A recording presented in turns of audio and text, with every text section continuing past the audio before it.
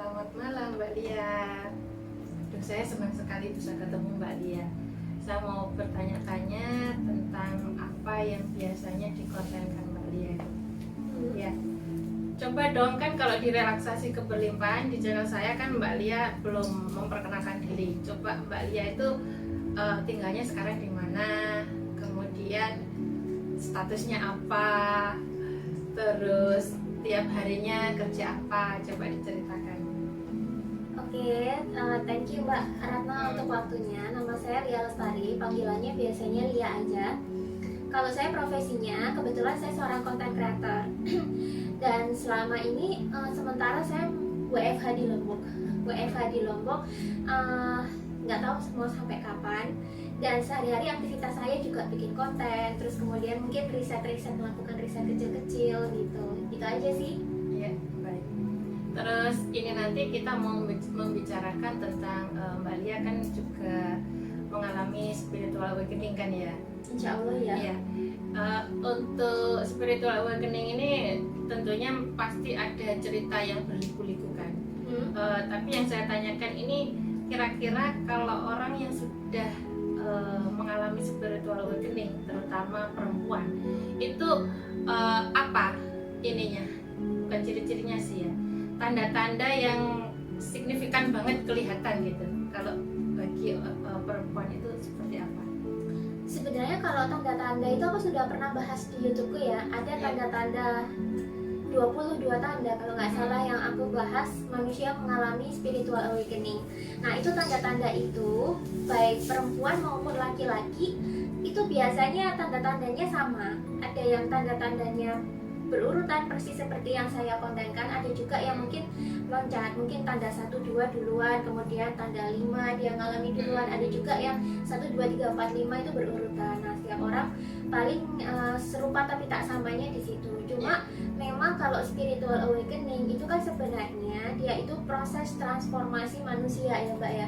Transformasi manusia secara spiritual. Nah, itu akan terasa dampaknya di masing-masing orang, terutama kalau ngomongin soal gender, nanti di perempuan dan laki-laki akan tampak bedanya. Jadi transformasinya itu akan tampak bedanya.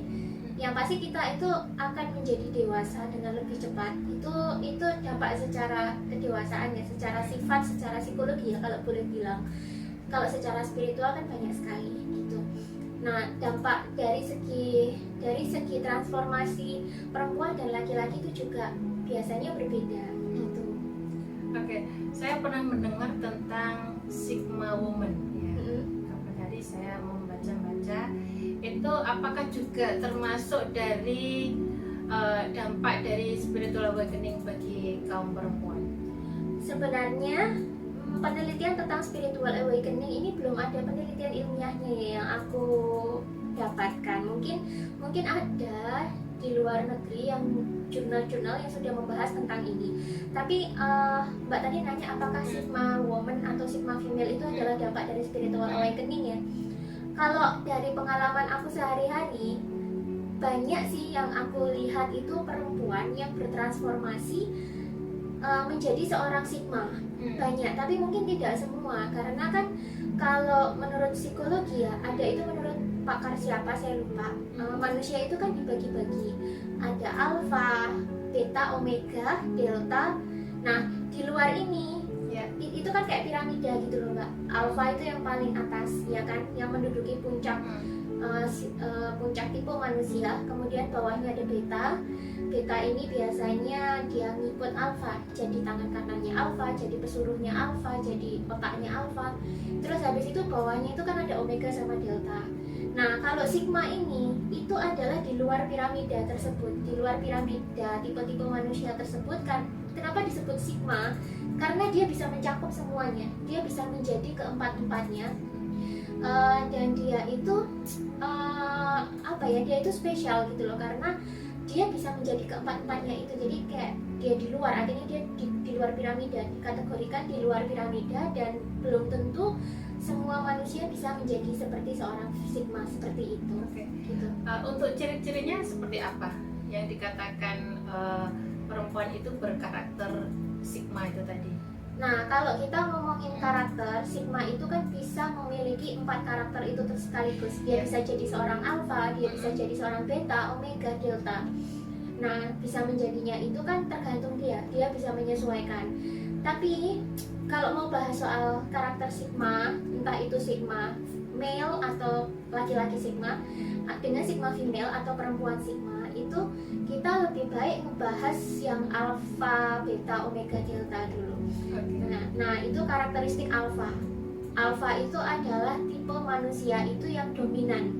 Jadi dia itu kalau di suatu perkumpulan, dia itu akan selalu menjadi orang yang paling dominan, paling keras suaranya, paling ramai, dan paling menjadi pusat perhatian.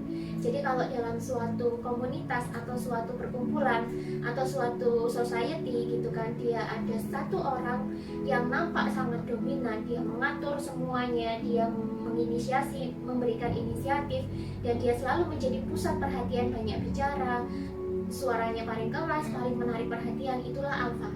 Itu alpha. Nah, di bawah alpha itu ada beta. Beta ini kebalikan sama alpha, karena kenapa?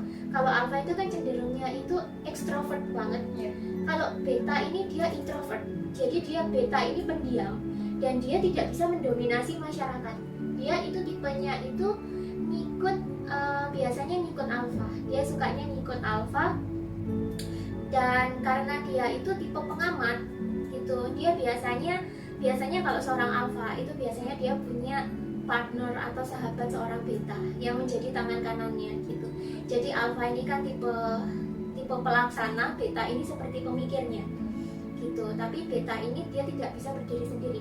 Dia karena dia introvert, dia tidak pedean, dia harus selalu butuh alpha untuk mengangkat dirinya gitu. Nah, orang beta ini ciri-cirinya itu kalau di society biasanya dia pendiam, introvert, dan mungkin juga pemalu gitu. Tapi sebenarnya dia pemikir yang dalam, pengamat yang baik.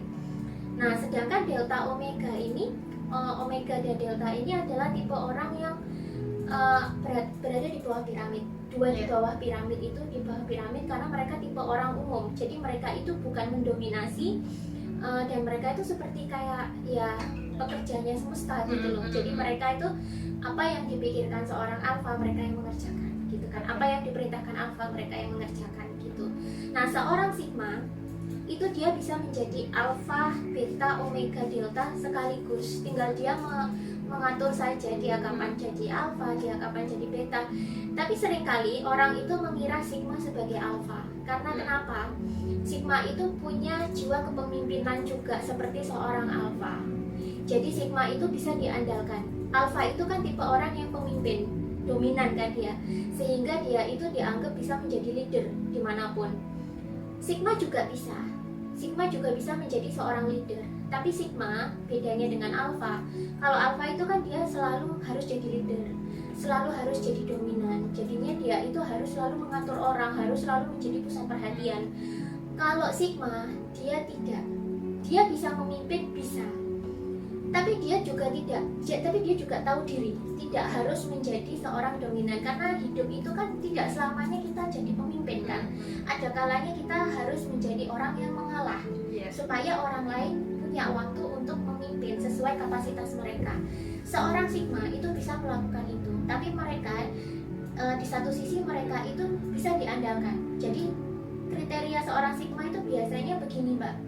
Kalau di suatu perkumpulan, sigma itu seperti lone wolf atau singa yang berjalan, bukan singa, serigala yang berjalan sendirian. Jadi serigala itu kan karakternya itu tangguh, instingnya kuat, bisa diandalkan, gesit, tangkas, cepat, tapi dia tidak masalah berjalan sendiri.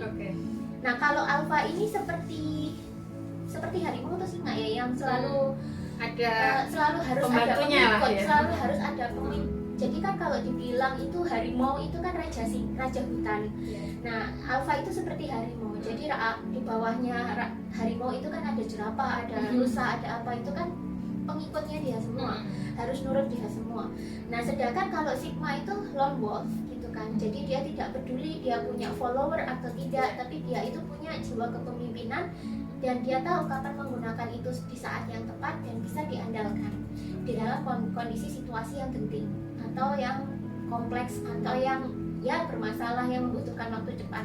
Nah, jadi Jadi dia itu berjiwa pemimpin iya, tapi dia juga bisa introvert. Terus dia itu juga memiliki skill pengamatan yang bagus. Iya. Terus dan dia itu tahu batas kecukupannya. Nah, kalau alpha ini seringkali dia tidak tahu batas cukupnya karena dia kan harus selalu dominan. Oke. Tapi kalau sigma itu dia tahu batas cukupnya. Oh sudah, saya segini cukup, gitu kan. Selanjutnya dia tidak masalah sendirian. Nah, biasanya orang itu nganggap sigma itu adalah introvert leader, Iya. gitu, introvert leader.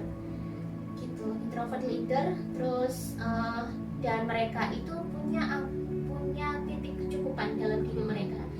Dan mereka tahu siapa jati diri mereka.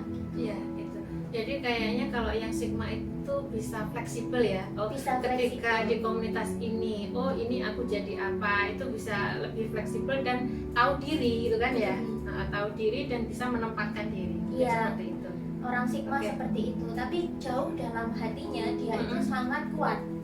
Dia itu sangat kuat dan sangat fleksibel, tapi dalam kefleksibelannya itu dia sangat powerful dan sebenarnya itu sulit untuk dijatuhkan. Oke. Karena Dan dia mungkin fleksibel. agak misterius ya. Misterius, Iya. ya. Orang sigma itu biasanya misterius dan orang itu beda. Kalau orang alpha itu kan mudah ditebak. Oh, memang dia itu ekstrovert gitu kan. Oke. Memang dia ekstrovert kan, dipuji udah langsung tinggi terbang, disindir langsung jatuh gitu Iya. kan. Terus kalau orang beta itu kan dipuji malah malu gitu kan. Tapi kalau orang sigma itu Oke. lebih sulit. Ya mungkin itu memang ya salah satu dari spiritual awakening itu sendiri kan ya, salah satu Dampak yang saya lihat di sekitar Oke, saya iya. banyak yang jadi sigma. Jadi kayak lebih bisa self love, mandiri gitu ya, yang Mandiri, dikatakan sigma sigma itu itu juga ya. mandiri. Sigma itu mandiri dan dia tahu jati dirinya biasanya. Oke, oke, itu yang membedakan. Heeh. Terus ya, coba kita lihat dulu. Oh gitu. Menurut aku sih, Tapi aku tadi